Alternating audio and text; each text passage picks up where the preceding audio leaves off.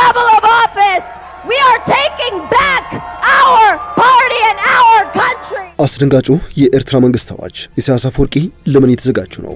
በኤርትራ ሁሉም ዜጎች እስከ ሐምሌ መጨረሻ ድረስ በእጃቸው ላይ ያለ ማንኛውንም ጥሬ ገንዘብ ወደ ባንክ እንዲያስገቡ ጥሪ ተላልፏል። ይህ አስደንጋጭ ማሳሰቢያ በኤርትራ የተለመደ ነው ቢባልም ከኤርትራ ውጭ ግን ብዙዎችን ያስደንግጠዋል። ዝርዝሩ የቅኝታችን ትኩረት ነው። ከዚህ ባለፈ በመግቢያችን ላይ ሰማችኋት የአዲስ አበባ ልጅ ነች። በአሜሪካም የህግ ባለሙያ ነች። ከእስራኤልና ከጽዮናውያን ጋር የከረረ ጠብ አላት። በዚህም ሳቢያ ከስራዋ እስከ መባረር ያደረሳትም ውሳኔ ተላልፎባታል። ሜላት ኪሮስ በአሜሪካ የመጀመሪያ ዙር ምርጫ አንጋፋዋን የዲሞክራቲክ ተወካይ ማሸነፏ የአሜሪካ መገናኛ ብዙሃን ቁልፍ መነጋገሪያ ነጥብ ነው። ዝርዝሩን እንመለስበታለን። ጤና ይስጥልን ወደ ሸገር ታይምስ ቤተሰቦች ዕለታዊ መረጃ ቅኝታችን በመግቢያችን ላይ ሰማችኋቸውን አበይት ነጥቦች በዝርዝር እንመለከታችኋል። እንደተለመደው እየሰማችሁን አብራችሁን ቆዩ። ወደ ቀዳሚ ጉዳያችን እናምራ።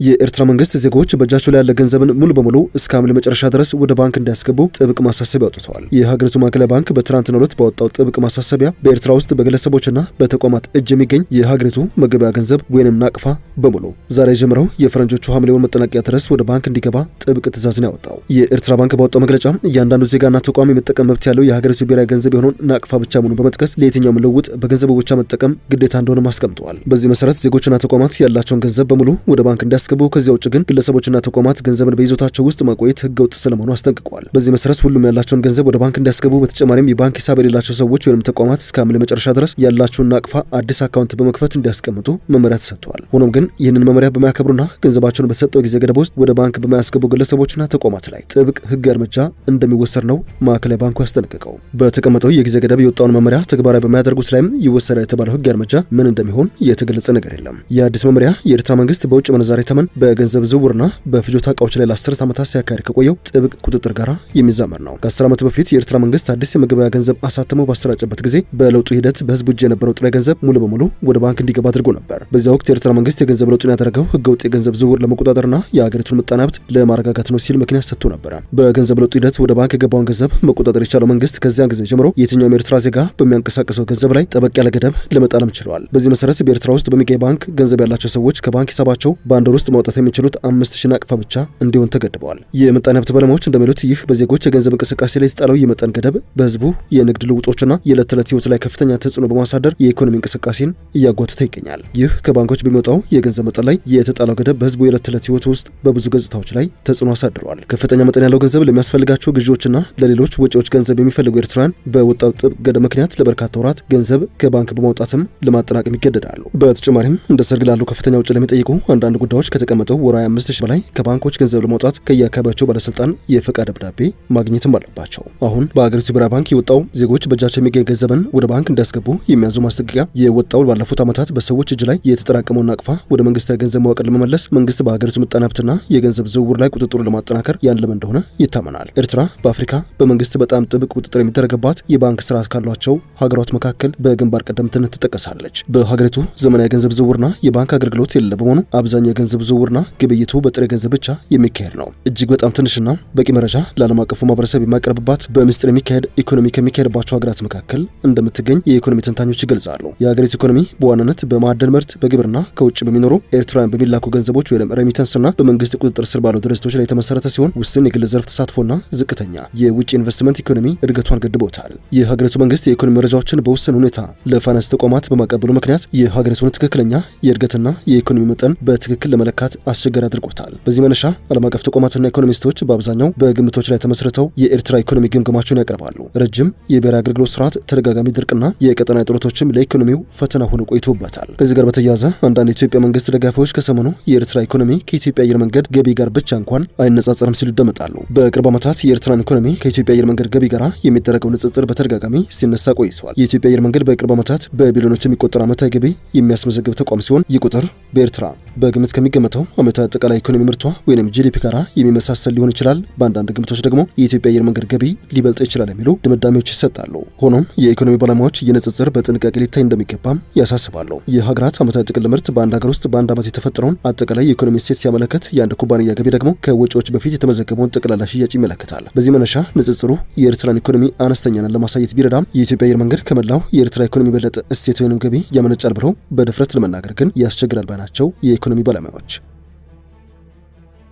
የዕለቱ የመረጃ ቅኝታችን እንደቀጠለ ይገኛል። ወደ ሌላኛ ጉዳያችን እናምራ። We are winning from coast to coast, from every level of office. We are taking back our party and our country. ሜላት ኪሮስ ትባላለች። ትውልዷ በኢትዮጵያ መዲና አዲስ አበባ እንደሆነ ይነገራል። በአሜሪካ ገና በወጣትነታቸው ስመጥር ከሚባሉ የህግ ባለሙያዎች መካከልም ትጠቀሳለች። ከእስራኤልና ከጽዮናውያን ጋር የከረረ ጠብ እንዳላት የሚነገር ሲሆን በዚህም ሳቢያ ከስሯ እስከ መባረር ደረሳትም ውሳኔ ተላልፎባታል። ሜላት ኪሮስ ከሰሞኑ በአሜሪካ የመጀመሪያ ዙር ምርጫ አንጋፋዋን የዲሞክራቲክ ተወካይ ማሸነፏ የአሜሪካ መገናኛ ብዙሃን ቁልፍ ትኩረት እንድትሆን አስችሏታል። በሀገር አሜሪካ ኮሎራዶ ግዛት በተካሄደው የዲሞክራቲክ ፓርቲ ቅድመ ምርጫ የ29 ዓመቷ ተራማጅ እጩ ሜላት ኪሮስ የረዥም ጊዜ የኮንግረስ አባል የሆነችውን ዳያና ዲጌትን ማሸነፏ ተነግረዋል። የሲኤንኤን የምርጫ ትንበያ ማዕከል ወይም ዲሲሽን ዴስክ ባወጣው ግምት መሰረት ሜላት በአንደኛው የኮንግረስ ምርጫ ክልል በተካሄደው የፓርቲ ቅድመ ምርጫ አሸናፊ ሆናለች። እንደ ሲኤንኤን ዘገባ አስደናቂ ነገር ዲጌት ወደ ኮንግረሱ የገባችው ሜላት ከመወለዷ ከጥቂት ዓመታት በፊት ነበር። የትውልደ ኢትዮጵያዊቷ ድል በቅርብ ቀናት በዲሞክራቲክ ፓርቲ ውስጥ ተራማጅ ኃይሎች እያስመዘገቡት ያለውን ተከታታይ ድል የሚያጠናክር እንደሆነ ተገልጿል። ባሳለፍናቸው ጥቂት ቀናት ውስጥ በስራ ላይ የነበሩ 3 የአሜሪካ ኮንግረስ አባላት በተራማጅ እጩዎች መሸነፋቸውን ዘገባው አትተዋል። ታዛቢዎች እንደሚሉት ውጤቱ የግራ ዘመን ፖለቲካ ኃይሎች በዲሞክራቲክ ፓርቲ ውስጥ ተጽዕኖአቸውን እያሰፉ ስለመምጣታቸው ያሳየ ጥሩ አጋጣሚ ነው ብሎታል። በዚህ መሰረት የ2026 የመካከለኛ ዘመን ምርጫዎችንና የ2028 የፕሬዝዳንት ምርጫን በማስታወስ የብዙዎችን ትኩረት እየሳበ ነው። ሜላት ከዚህ ድል በኋላ ለደጋፊዎቿ ባደረገችው ንግግር በመላው አሜሪካ እያሸነፍን እንገኛለን፣ ፓርቲያችንን ሆነ ሀገራችንን መልሰን ወደ እጃችን እያስገባን እየገነባን እንገኛለን ስትል ተደምጣለች።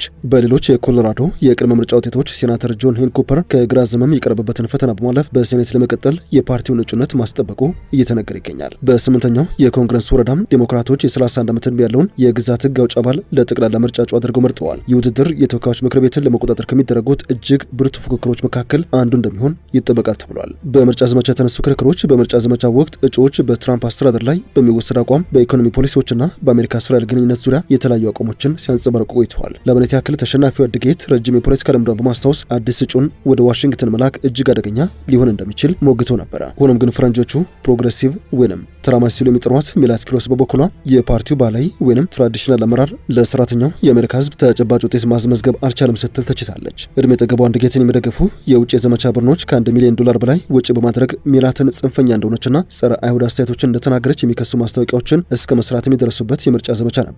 የዚህ ክስ መነሻው ይህን ይመስላል። ሜላት ኪሮስ በፈረንጆቹ 2023 እስራኤል ትውደም የሚል መፈክር የያዙ ተማሪዎች ያቀረቡት ጥሪ በቀጥታ ከጸረ አይሁድነት ጋር ሊያያዝ አይገባም የሚል ግልጽ ደብዳቤ ካሳተመች በኋላ ከህግ ድርጅቷ መሰናበቷ የሚታወስ ነው። ከዚህ ባለፈ ባለፈው ዓመት በቦልደር ከተማ በእስራኤላውያን ታጋቾች ጉዳይ ላይ ሰልፍ ሲያደርጉ በነበሩ ተቋሞች ላይ በተከታታይ ቦምብ የተፈጸመውን ጥቃት የጸረ አይሁድ ጥቃት ነው ብላ መግለጽ ባለመፈለጓ ምክንያት እጅግ የበረታ የፖለቲካ ትችት ገጥሟት ነበር። በዚህ ጉዳይ ላይ የአሜሪካ ህግ መርማሪዎች ጥቃቱን የፈጸመው ግለሰብ ሁሉንም ዚዮኒስቶችን ለመግደል በሚል ዓላማ እንደተነሳሳ ለፖሊስ መናገሩን አስታውቆ ነበር። የሪፖርት ወጥቶም ጭምር ነው ሜላት ጥቃቱ የጸረ አይሁድ ነው ብላ ለማመን ተቸግራለች የሚባለው። የአሜሪካ የኮሎራዶ ግዛት የዲሞክራቲክ ፓርቲ ኮንግረስ ቅድመ ምርጫ ለማሸነፍ የተቀረበችው ተራማጅ እጩዋ ሜላት ኪሮስ በእስራኤል ላይ በምታቀርበው ጠንካራ ትችት፣ ለፍልስጤማውያን በምትሰጠው ድጋፍና በጽዮናውያን ጉዳይ በሰጠቻቸው አስተያየቶች በአሜሪካ ፖለቲካ ሰፊ ውይይትና ውዝግብ የፈጠረች ፖለቲከኛ ሆና ብቅ ብላለች። የምርጫ አሸናፊዋ ሜላት ኪሮስ የትውልድ ቦታዋ አዲስ አበባ እንደሆነ ቢነገርም የትውልድ ሀረጓ ግን ከወደ ትግራይ ክልል እንደሚመዘዝ ይነገራል። ይህንን ተከትሎ የጠቅላይ ሚኒስትሩ የምስራቅ አፍሪካ ጉዳዮች አማካሪ ሚኒስትሩ የቀድሞው የህወሓት ምክትል ሊቀመንበሩ አቶ ጌታቸው ረዳ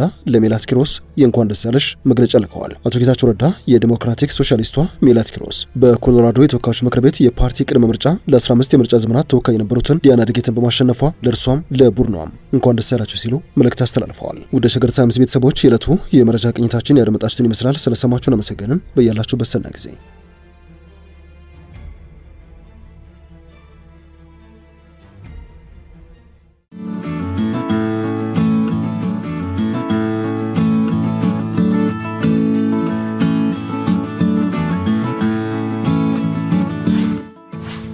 ሸገር ታይምስ ሚዲያን ሰብስክራይብ በማድረግና ደወሉን በመጫን ይከተሉን።